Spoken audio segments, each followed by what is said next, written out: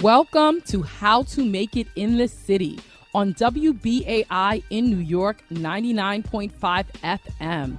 This is a show where we explore both the practical and spiritual aspects of making it. This show is for artists, entrepreneurs, dreamers, and visionaries who are determined to end the cycle of working soul-crushing jobs just to pay bills. This is where we learn how to live our mission while making a great living. This is where we learn how to do well by doing good. This is where we learn how to step into our divine calling while entering a space of financial freedom and abundance. I am your host, Ama Karikari-Yawson.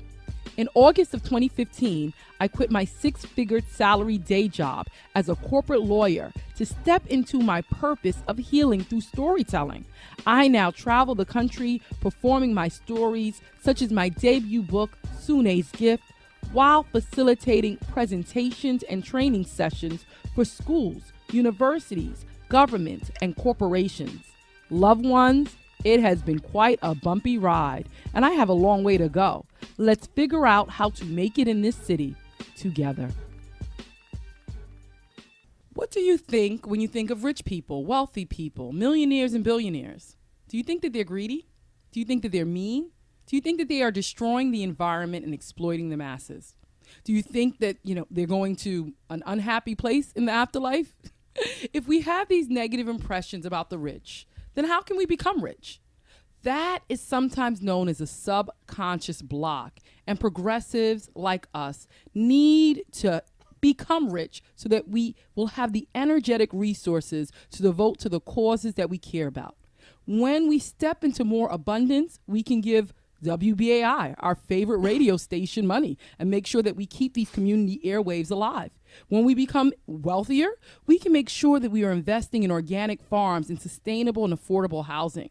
We need to come into financial prosperity. We need to believe that we can step into abundance and still be good people who can save the world. For that reason, I'm bringing on entrepreneurs that have businesses that are doing really well, millions and millions in profit and revenue.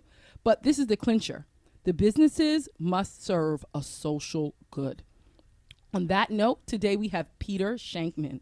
Peter Shankman is a spectacular example of what happens when you merge the power of pure creativity with attention deficit hyperactivity disorder and a dose of adventure, and then make it work to your advantage.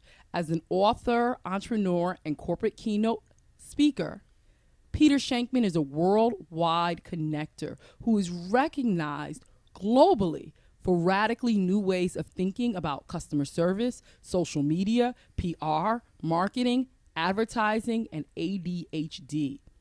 Peter's best known for founding Help a Reporter Out, which in under a year became the de facto standard for thousands of journalists looking for sources on a deadline, offering them more than 200,000 sources around the world looking to be quoted in the media.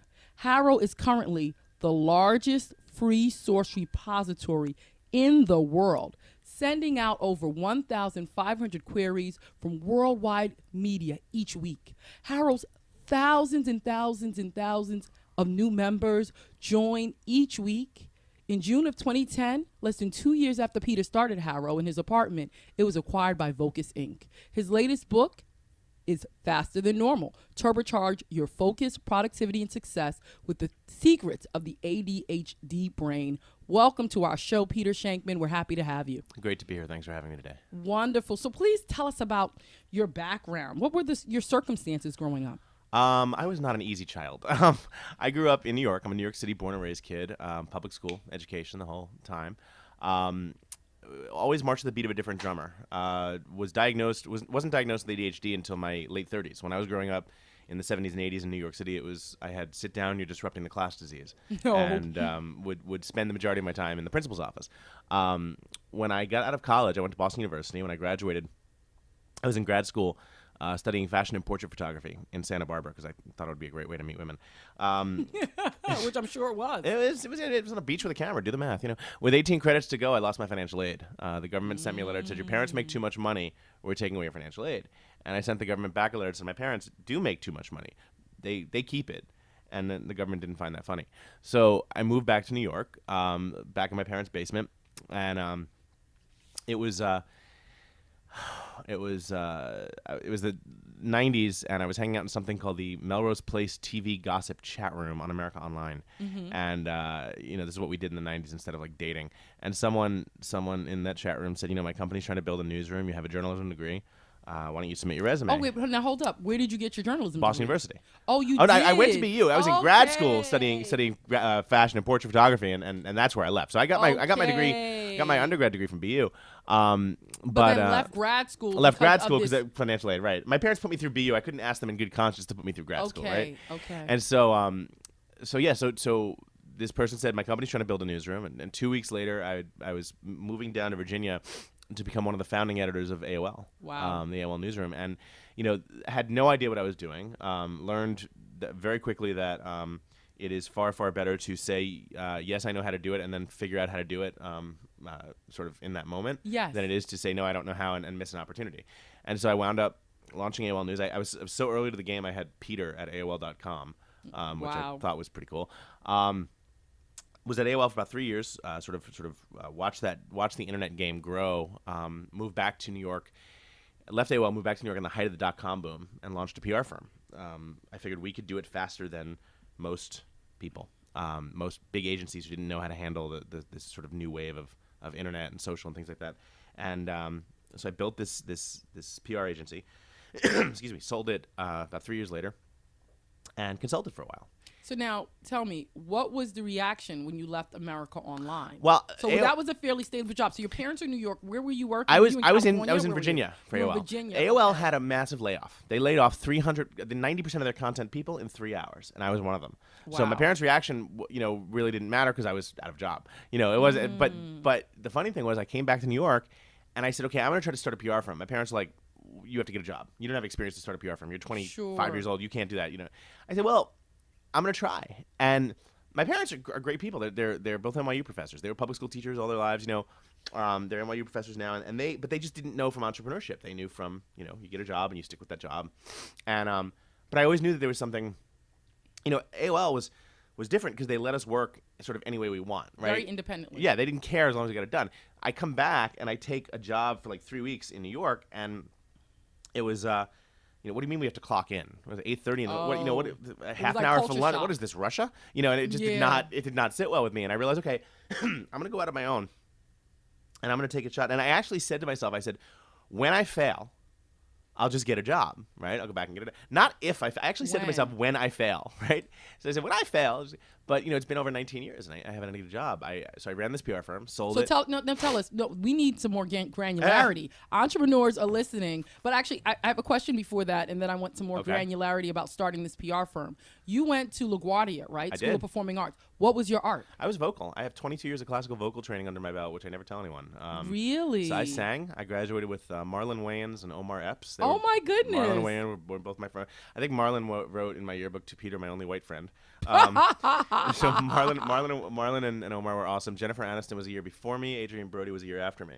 So there were, and then it was funny. We used to hold that as a badge of honor. Like, I went to LaGuardia, da, da, da. Yeah. And then like 96, like Nicki Minaj graduated from it and just messed it up for all of us. But oh my. So we don't talk about that anymore. But yeah, it was amazing. So you had some, I would say, skill. Unconventional inclinations. Yeah, yeah. Right? I mean, because you were an artist. I was an artist. My parents were musicians. My dad's a Grammy-nominated musician. So it's like I had that, but again, it wasn't the premise of you don't go out on your own. It just wasn't done. Okay. And keep in mind, this is the 90s.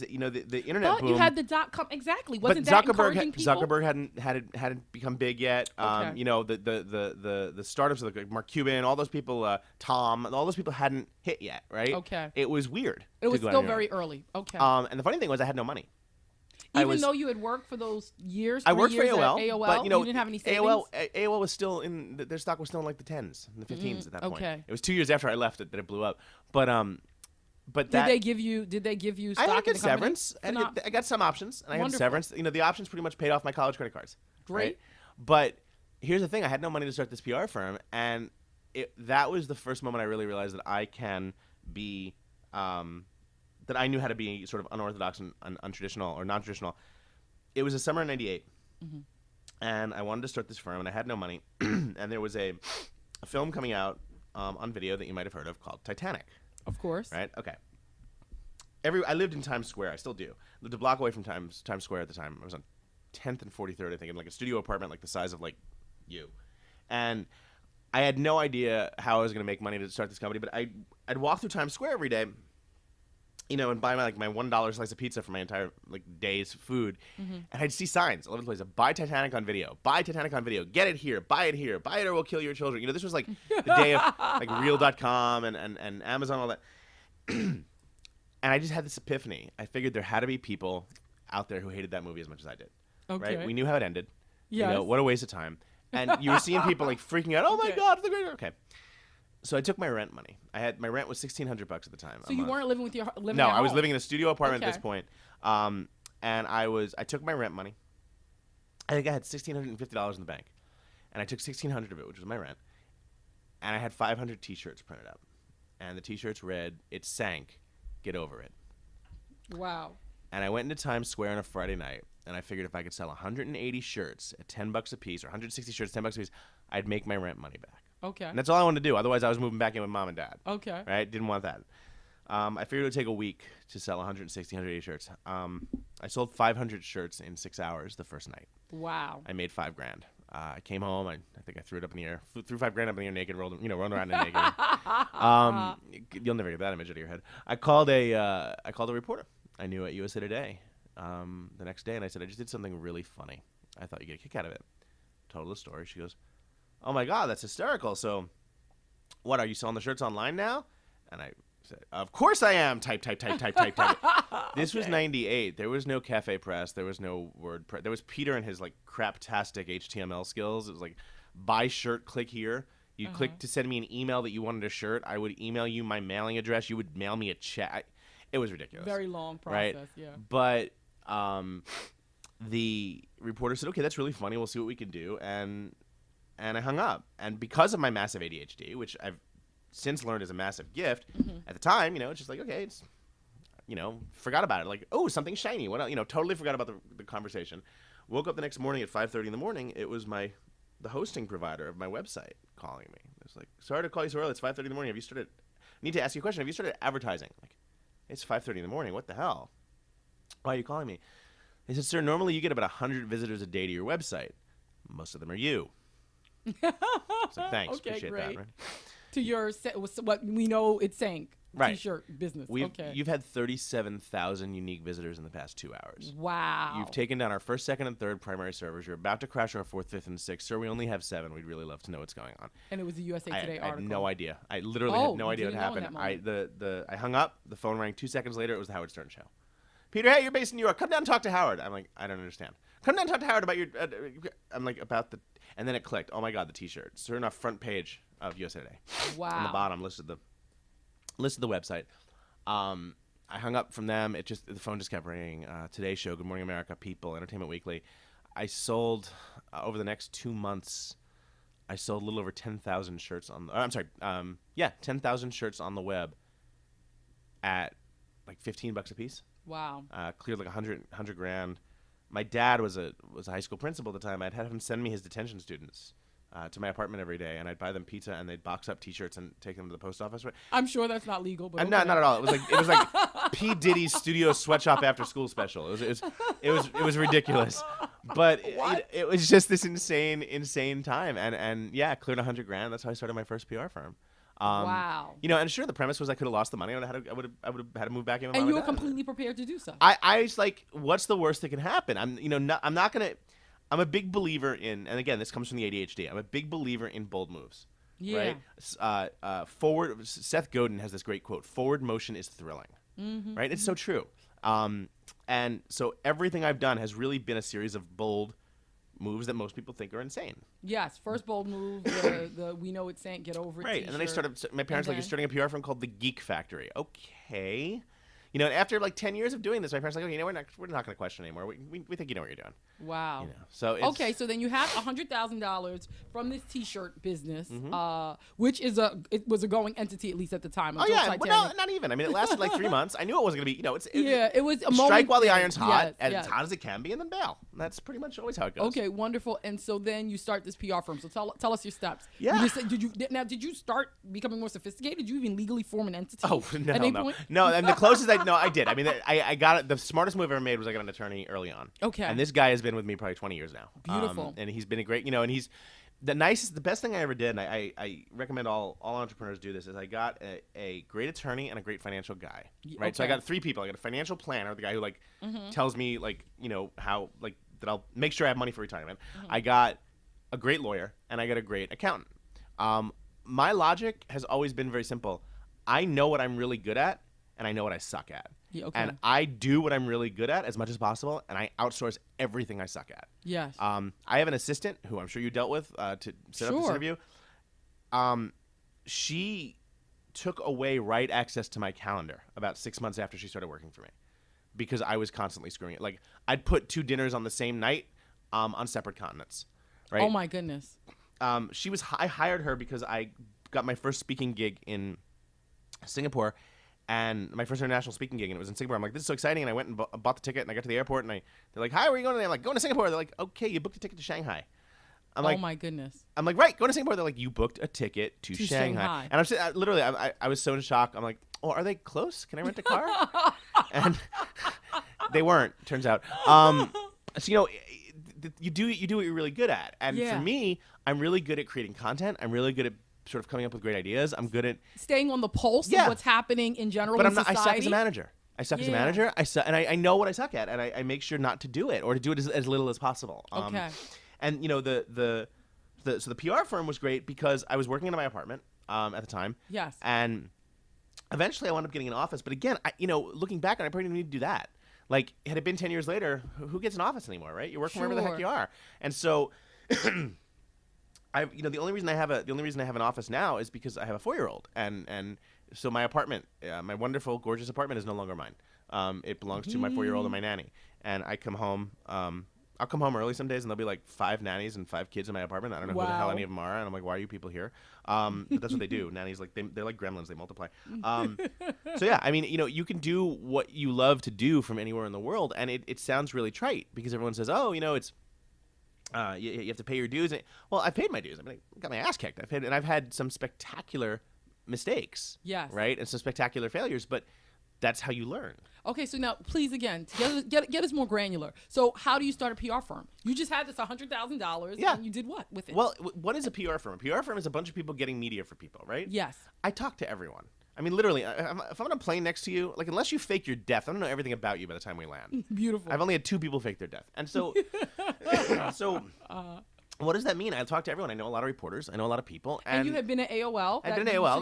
That helped. That helped, yeah. And so I would just talk to people. And one guy, he ran Game Week magazine. Game Week was this, just what it sounds like. It was a magazine for the gaming industry, right? Sure. And I don't know how the hell I met the guy, but he's like, yeah, we're looking for a PR firm. I'm like, I do that. Ask questions, learn to do it, say yes, and figure it out later. Yes. He's like, great, send me a proposal. I'm like, great. I'll figure that out. Went home on I think it was on Excite, the Excite search engine at the time, right? Yes. How to write a public relations proposal. Wrote one. Said, okay, I'm going to charge this guy $2,500 a month. My goal was just paying rent. Right? Sure. Anything more than rent is a gift. So let's just make rent. Food is a gift, really? Okay. At that time, he took it at $2,500 a month, and all of a sudden I had my first client. And as soon as you have one client, one is a number, right? Yes. So all of a sudden I'm You're the president of a PR firm with a number of clients. Yes. Right. With a number. Exactly. One is a number. The number is one, but it's still a number. But that's how you do it. And so, everyone says, "Oh, take us through the steps." There were no steps. I decided I wanted to do this and got a client. Appreciate it, yeah. And it's like, and you got the client sort of accidentally. Totally. How did you meet this person again? I don't even know. You don't even remember? I have no idea how I met You just the guy. were talking to him. He said he needed a PR guy. You at the time were not gainfully employed, right? Oh wait, I know how I met the guy. I know how I met the guy. No, I got introduced to him through a guy I met at AOL who worked for another gaming company. At the time, he worked for AOL, and he wound up working for a gaming company. And he said, "Oh, call Peter. I think he does some PR stuff or whatever." You know, that's it. But you know what's so funny, and this is self-promotion sucks, right? But you gotta do it. No, you don't. No one believes how great you are if you're the one that has to tell them. Okay. The best description of this: I meet you at a bar. Yeah. Okay. I don't know you. I walk up to you. You don't know me, but I'm awesome. Seriously, finish your drink and come home with me right now. I'm that good. You're gonna throw your drink in my face and go right back talking to your best friend. Okay. I've done a lot of research. That's exactly what you're gonna do. But if you're sitting there with your best friend and your best friend says, "Oh my God, that's Peter Shankman. Man, I've heard of him. He's awesome. I know this guy. I trust him. He's a good guy. You both have kids. You both like cats. Along. I'm gonna introduce you. At the very least, I'm getting your name and I'm probably getting your phone number. Sure. I come from a trusted source. Yes. Right. So what is self-promotion? Good self-promotion is help. Yes. Good self-promotion is you saying, "Hey, what can I do to help you?" And so I've always had that belief. I try to put out 10 times the amount of help into the universe that I ask for. Yes. And so probably at some point, the guy who introduced me to the president of Game Week, I probably helped him out with something. Yes. Right? And then he began, call Peter. Peter is a good guy. And it was PR related, but you weren't thinking of yourself as as being a PR specialist. And honestly, that's how everything I do now, my ADHD podcast, the ADHD book, from Harrow, that all came from the concept of helping people. Yes. Harrow, help a reporter out. It's in the damn title. Absolutely. Right? You know, so I'm a big believer that when you help people, that's what keeps you top of mind. That's what makes you relevant. That's what makes people think about you when they need something. Yes. Okay, great. So now you have this PR firm with a number of clients, and that number happens to be one. How do you move from that? Now there's an ongoing entity. You still have that. I sold the agency. Okay. In like 3 years after I started it. Okay. I still have the name. I kept the name. Okay. The Geek Factory Inc. is sort of like the holding company for all those stupid ideas I come up with, and they go into this holding company and under the guise of the Geek Factory, and if they break out and become something, they become a Harrow or they become a Faster Than Normal, whatever. But that's where everything sits. Okay, perfect. And that's, for tax purposes, that's who people pay when I speak, whatever, the Geek Factory. Okay. But so I had one client, and then one client became 2 clients, and 2 clients became 4 clients. Then I realized that I didn't have enough capacity. Yeah. So I hired my first person, and that was probably the scariest thing I've ever done in my life, was hiring that first person, because all of a sudden, it's not just whether or not I eat, it's whether or not someone else eats. Yes. And that was scary. And even today, like, I could probably I don't think I'll ever hire someone full time again. Like, even Megan is a consultant. She's full time with me, but she's a consultant. She's an independent contractor. Yeah, and she's an independent contractor, and I think that's the way to go. I agree. Yeah. People should own their time. So everyone who works for me, my marketing person, they're all independent contractors. And the nice thing about that is that one of the funny things is that my last book was published by a publisher, and all 5 books I've written are published by probably Random House and Pearson, and really good names. Great. I'm done. The next book I write, I'm self-publishing, because I think that the whole industry, everything we do, from how we work to where we work to what we do. I mean, I do 250,000 miles a year on the road. I fly about 250,000 miles a year. I'm one of United's top frequent flyers every year, and I have written my last 3 books entirely on planes. Like, that's not like entirely every word on an airplane, and that's my happy place. Right, that's where I work the best, and a lot of it's because of the ADHD. I'm in that zone of focus on a plane. Where am I going to go? You're confined, right? Yeah. But I don't need to have an office. I don't need to do the normal sort of stuff. I'm a huge believer that normal doesn't work for a lot of people, and if you embrace that, problem is that so many people who want to become entrepreneurs, they fight it. They fight not being normal because everyone says you're supposed to be normal. You're supposed to be like everyone else, so they fight their inner desire to go out on their own, do their own thing or whatever, and they're miserable, right? Just like you said in the beginning, they're working to pay the bills, and that's it. I have been on my own now for over 19 years, and it has not once felt like work. Absolutely. I've worked harder than almost anyone else in the free world. Tell us about that work. So tell us about the challenges. I mean, so far it's sounding like great to us. Oh, it's like well, here's you the lose thing. one job, you get an idea by divine intervention, print a T-shirt, wind up making over $100,000 to fund this. You get a call. Like it's sounding really, really easy, which I hope it is. If you tell me it's all been easy, Peter, it's not. God bless you today and every day. But we want to know the nitty-gritty. The people listening are trying to do this for themselves. We got to figure out what it takes. In the past 19 years, I've lost 3 of my friends to suicide, all of whom are entrepreneurs. Suicide. Three of my entrepreneurial friends killed themselves because they didn't believe they had anyone to talk to.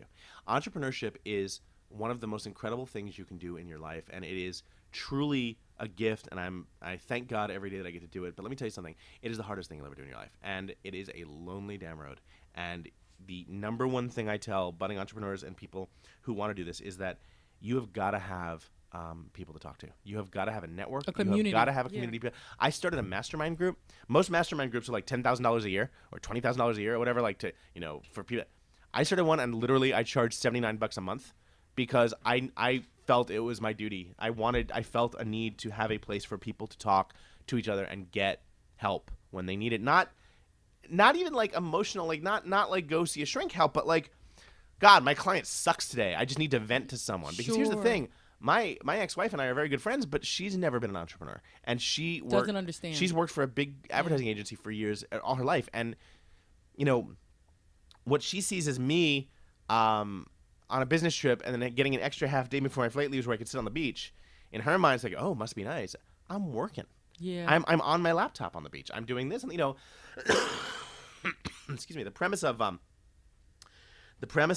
oh, it must be nice. Why don't you do some work? I am working harder than anyone, other than other entrepreneurs. And entrepreneurship is amazing. And I couldn't imagine doing anything else, but it is scary as hell. And you've got to have a network. You got to have people around you that you can talk to. It's the oxygen mask theory. Yes. Right? If you don't put on your own oxygen masks, because we are so blinded by what we're working on at this very moment. Yes. This project, this thing, this moment. We're so blinded by it that and we come to believe that is the most important thing in our lives that we're working on. We're the most important thing in our lives that we're working on. Can you please say that again? That's it's true. An aha moment. We are the most people. important thing in our lives that we're working on, and we're not if our contract with ourselves goes away, we're kind of screwed. Everything's gone. Right? Yeah. So it's like you lose a client, okay, you can get another one. You lose yourself, you're kind of done. Right? Which unfortunately you saw. And I've seen it. Three committed people. Suicide. And I don't want to see us waste that. I don't want to see we have such talent in this entrepreneurial world. I don't want to see us waste it just because we don't even talk to. And I end every speech that I give, and I talk to 10,000 people at a time in speech, and I say to them, I'm like, reach out to me. Like my email is peter@shankman.com. Use it. Yeah. And I'm not trying to sell you on joining my mastermind. It's like, I have this group. We have 200 people. It's called Shank Minds, and it's 200 people at shankminds.com, and we do almost everything is online, and we have in-person sessions 4 times a year, just where we brainstorm and come up with ideas on ways to be better entrepreneurs. But yeah, I started it because I don't believe that. We might be really good at being entrepreneurs, but are really good at what we do as entrepreneurs, but we're terrible at taking care of ourselves. Yeah. And that's another thing I learned from everyone I've had on the Faster Than Normal podcast. Everyone with ADHD. I've had Tony Robbins, Seth Godin, Cameron Herold, all these, Dave Nealman, who started JetBlue, all these people. And the one thing they say is that when your brain moves at 1,000 miles an hour, you have to train your body to keep up, right? And so I've set up life rules for myself. I don't drink. I never really had a problem with drinking, but much like, so, those people like you ever order you're like I don't want to cook tonight. I'm gonna order pizza, right? You order a pizza in, and you have 2 slices and you put the rest in the fridge. Yes. For like the next day. Okay, that's called leftover pizza. I've never had leftover pizza in my life. That's not a thing for me, right? I order a pizza, I eat the pizza. There is no leftover pizza. Yes. Okay, that's how fast my brain works, right? Sure. Or how fast I work. Same thing with alcohol. I wasn't going out to get drunk, but I wasn't having one drink. I was having 6 drinks, right? Yeah. And then I wasn't hungover, but I'd wake up, I just wouldn't feel that great. I'm not going to go to the gym today. All of a sudden, it's like 4 months, right? I haven't gone to the gym once. I've gained like 100 pounds. It's very easy when you're an entrepreneur to not realize how fast you're going, and more importantly, not realize how fast you're going and do the wrong thing. And so you're going down the wrong road, or you're going whatever. So I find that for entrepreneurs, much like myself, you got to put these sort of rules in place. I will not start a day without exercise. And sometimes being a single dad, that means getting up at 4 a.m. Yes. So I bought a Peloton bike. It sits next to my bed. I get up in the morning. It doesn't matter what time. I work out. I can do an hour or 2 on the bike before my daughter wakes up. Yes. I have. I'll give you one more example. My closet has 2 sides to it, and it says the one side on the left says office/travel, and it's t-shirts and jeans. And the side on the right says speaking/TV, and it's button-down shirts, jackets, and jeans. And that's it's it. Labeled. So you automate. That's it. I eliminate choice. Life. Yes. I eliminate choice because here's the thing. All my vests, my sweaters, my beautiful suits, all that, you know what that stuff is? That's in my daughter's closet in her room. Because if I had to get up in the morning and go into the bathroom, go to the closet, and okay, what should I wear? Oh my God, this vest! I totally remember this vest. Laura gave me this vest. I wonder how she is. I should look her up. It's 3 hours later. I'm naked in the living room on Facebook. I haven't left the house. Oh God, no. Okay, why do that? Yeah. So you eliminate those choices, and you just sort of have to learn to treat yourself well and take care of yourself because again, you're your longest relationship. Okay. Wow. This is a fascinating conversation. We are going to take a short break. We are with Peter Shankman, best known for being the founder of Harrow, Help a Reporter Out, and he's telling us how we too can achieve great success being entrepreneurs. Thank you.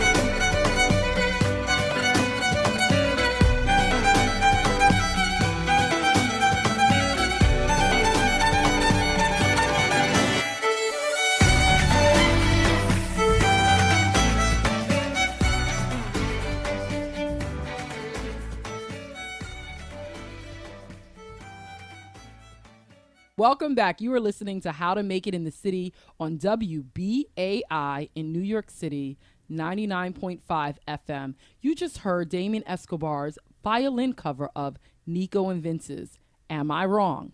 We are here with entrepreneur Peter Shankman, founder of Harrow and author of Faster Than Normal, Turbocharge Your Focus, Productivity, and Success with the Secrets of the ADHD Brain. Welcome back, Peter. Hey, good to be back. So now please tell us how you then started Harrow. So you have your PR firm, The Geek Factory. You have a number of clients. How does Harrow begin? So I sold the PR firm in late 2001. Okay. And started consulting. Just, doing the occasional client here, client there. Just I didn't want to manage again. Again, consulting in PR. Consulting in PR and marketing, and at that point, social started to take a little bit of a hold around the 03 or 04. I talk to everyone. Like I said, I talk to everyone. If I meet you, I'm going to talk to you, and it's just what I do. And so I have this ridiculously large Rolodex, and over time, reporters who I knew and who knew me would call and they'd say, "Hey, we're doing a story on whatever. Who do you know?"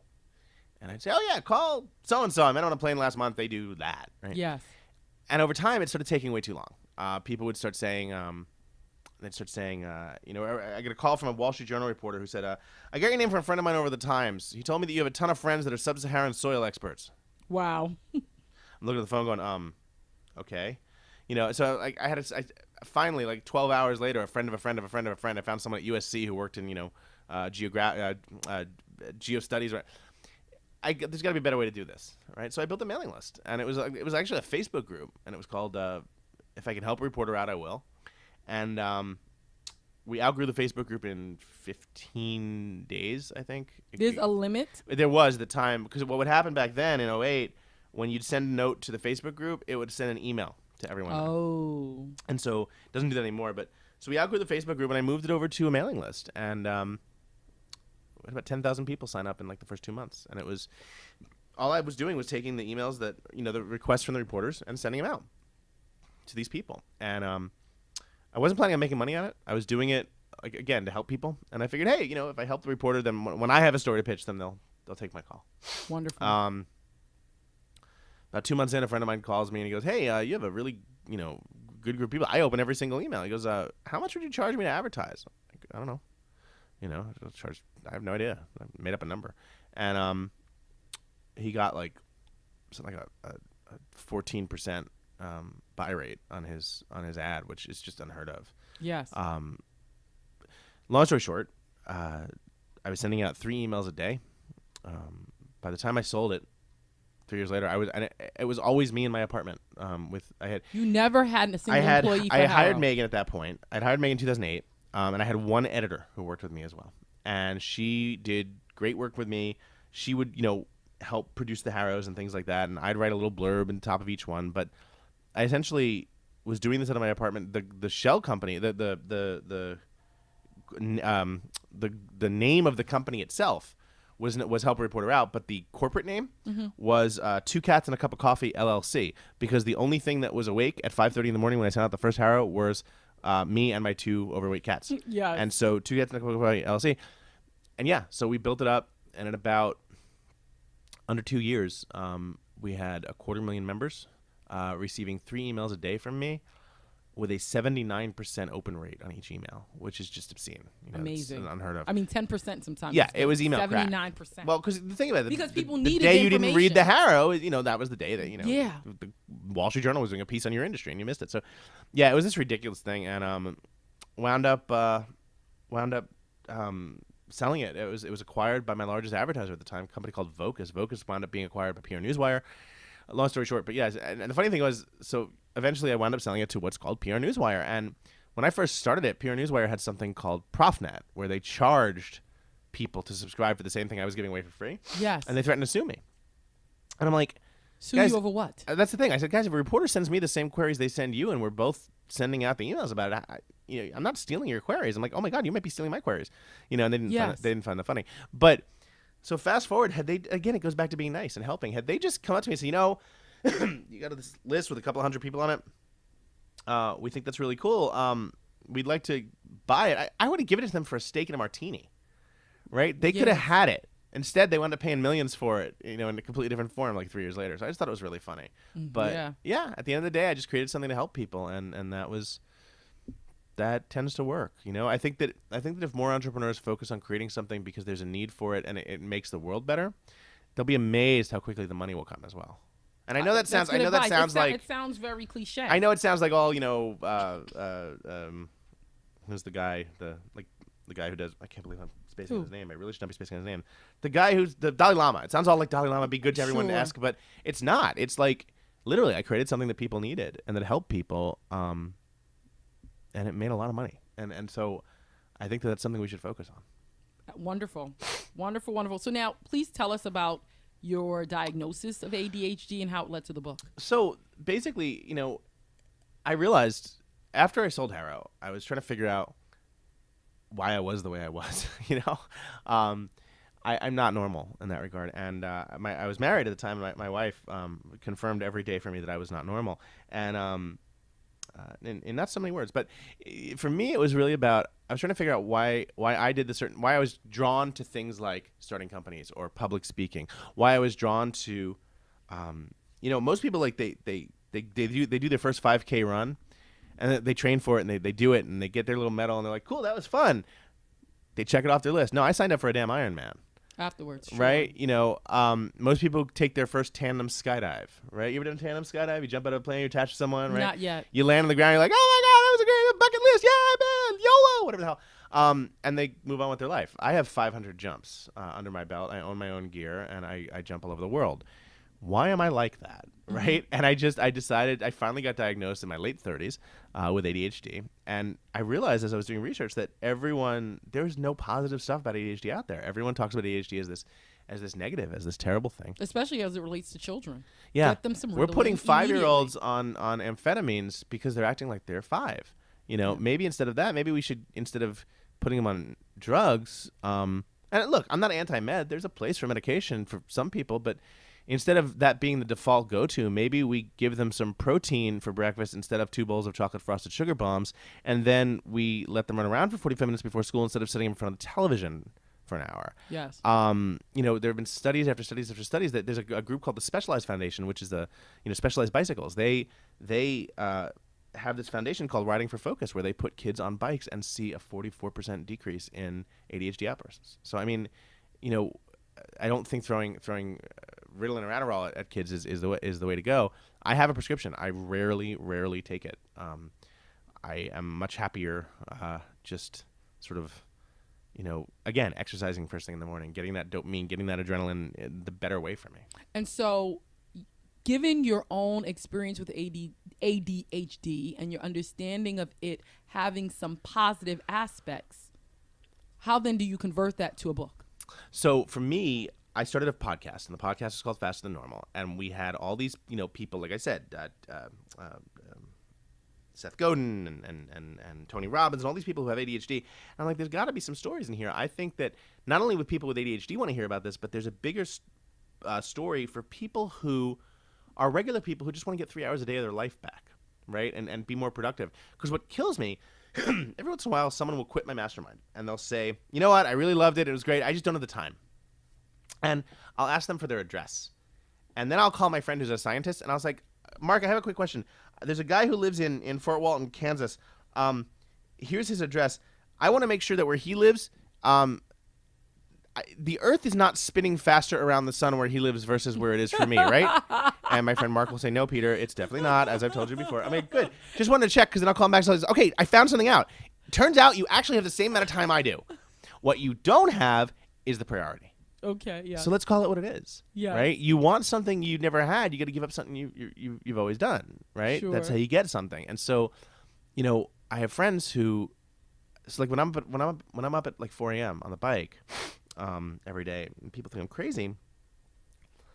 My favorite thing is, I don't have the time to do that. I don't know how you do that. I could never have the time.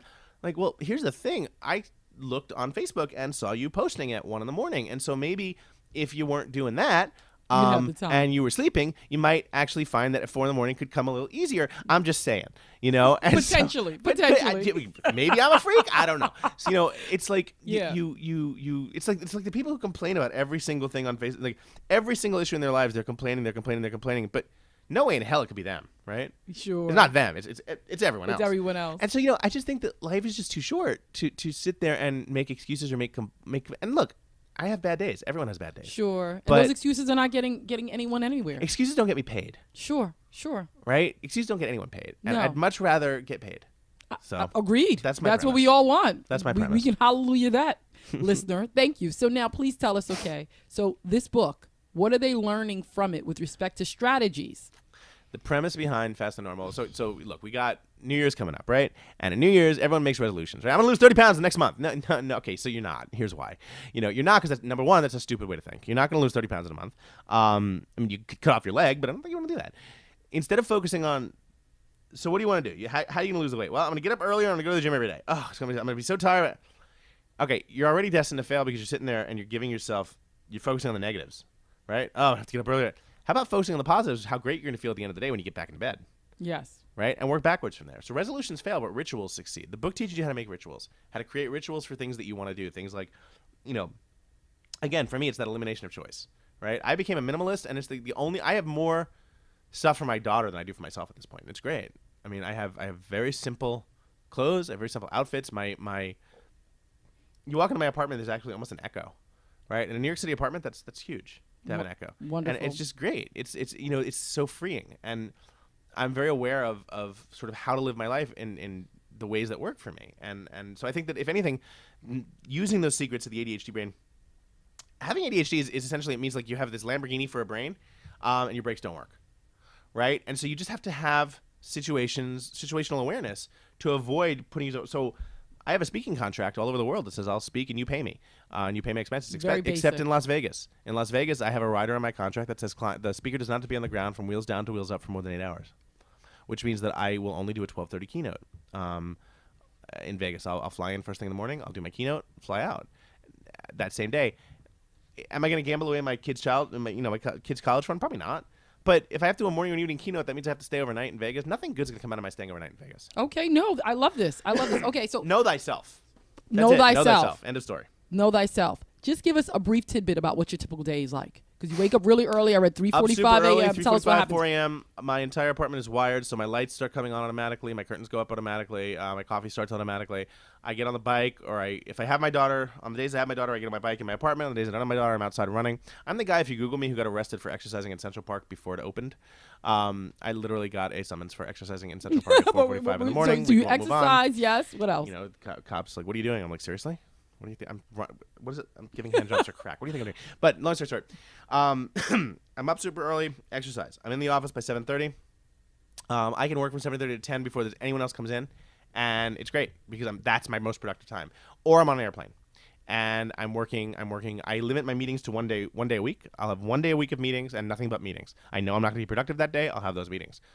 If you want a meeting with me, I'll meet anyone. I believe if you have any modicum of success, you have a responsibility to send the elevator back down. Yeah. So if you want to meet with me and you have an idea, you want to pitch, you want to just get some advice, I'll give you 10 minutes, but you got to do it on my terms. So we'll either go for a spin class or we'll go for a run or we'll meet, none of this 2 p.m. coffee crap. Okay. Right? That does not work. Middle of the day. No, all right, that does not work. So you meet me super early. I'm usually home by 5:30, 6 o'clock to be with my daughter. And she goes to bed around 8. I'm asleep by like 8:30. Asleep at 8:30. Sounds good. No, this is very, very helpful. I'm like, oh my God, I'm going to miss all this stuff by not going out at night. You know how much stuff I've missed by not going out at night? Absolutely nothing. Nothing. This is Peter Shankman. Faster than normal. Turbocharge your focus, productivity, and success with the secrets of the ADHD brain. Very wonderful. Now, I want to introduce someone who is an author, autism advocate, and an all-around beautiful human being who gained something spectacular from your invention. And this is why it's a social good. Haro allows reporters to send out queries to regular entrepreneurs, human beings, thought leaders like us, and we send them pitches and can potentially get nationwide or global coverage. Contessa, can you kindly tell us the story? You know what? I've heard of Haro for a while, but I've never actually used it. And one day I woke up at the crack of dawn to get my very first email. And I read through it, and there was this pitch I didn't even know what it was. It was just, we need someone to talk about online infidelity, online dating, flirting on Facebook, that type of thing. And, I can flirt on Facebook. I'm pretty good at that.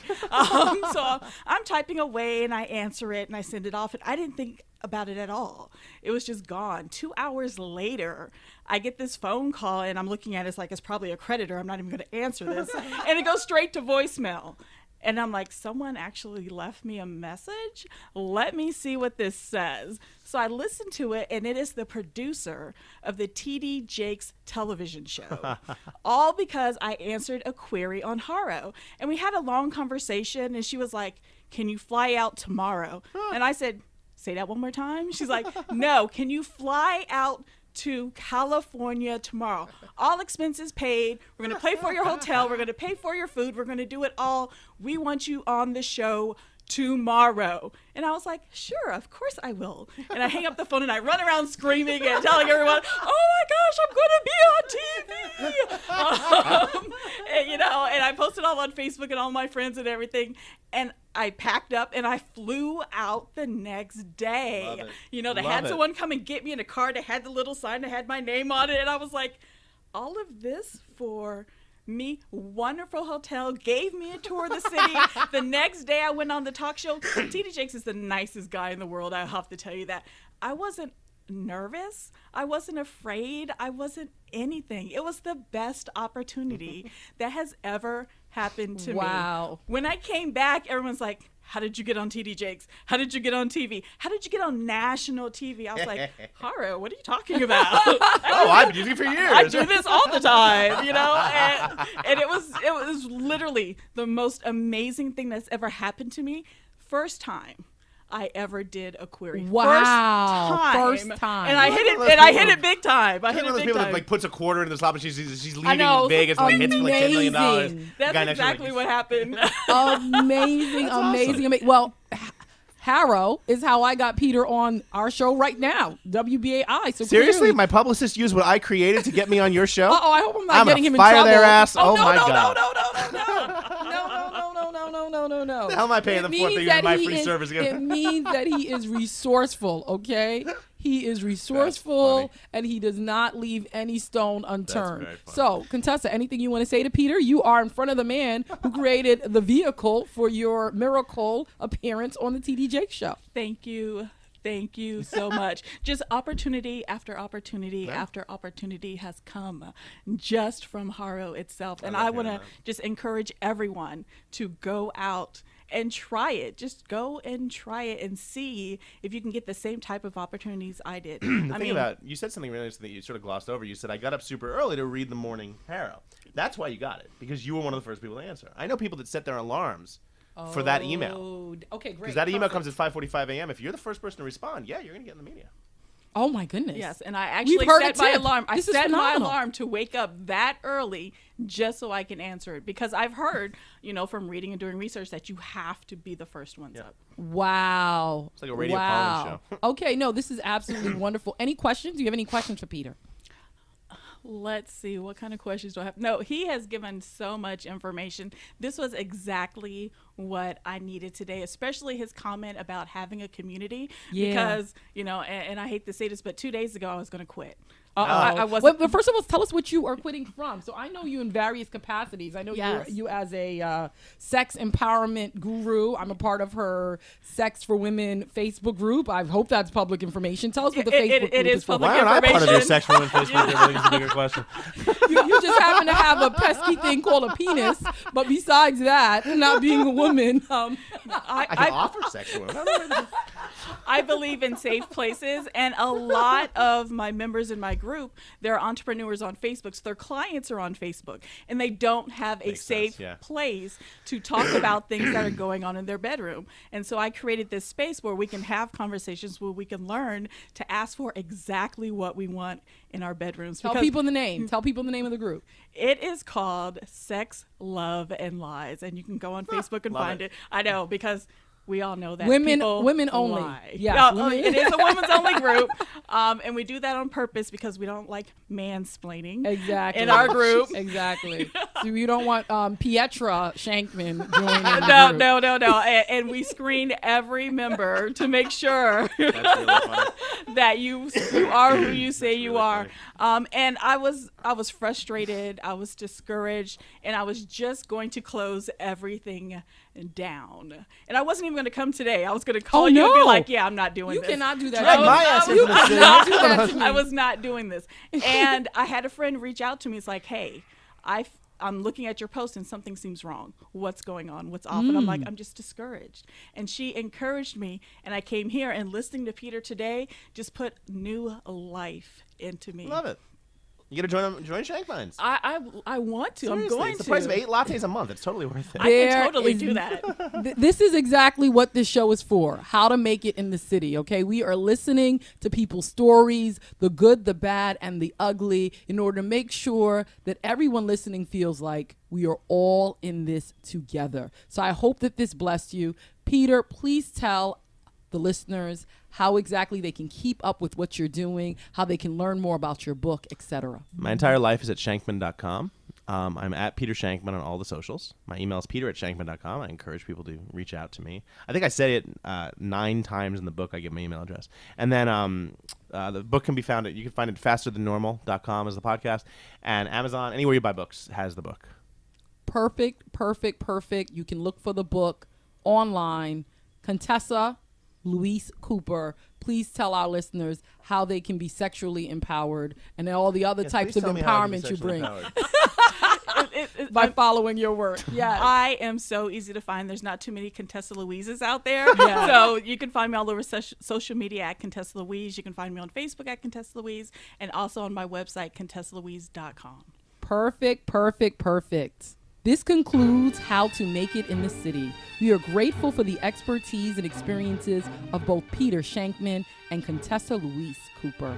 Thanks so much for listening. I'm your host, Ama Karikari-Yawson, Esquire, author of Sune's Gift and educator. I'd love to visit your school, corporation, or organization, so please feel free to contact me at ama at WBAI.org and at 347-886-2026. Please also contact me if you're an entrepreneur in the city and would like to be on this show. Again, you can email me at ama@wbai.org or call me at 347-886-2026. Please support the uplifting work of this show and station by going to www.wbai.org and becoming a WBAI buddy.